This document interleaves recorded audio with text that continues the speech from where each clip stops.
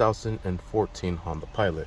Alright, using these menus here, we're going to go ahead and press the I button here so we could get out of that window, and we're going to use this button here to scroll over to the service. We're going to go ahead and press this down for about 10 seconds, then the reset window will appear pretty soon.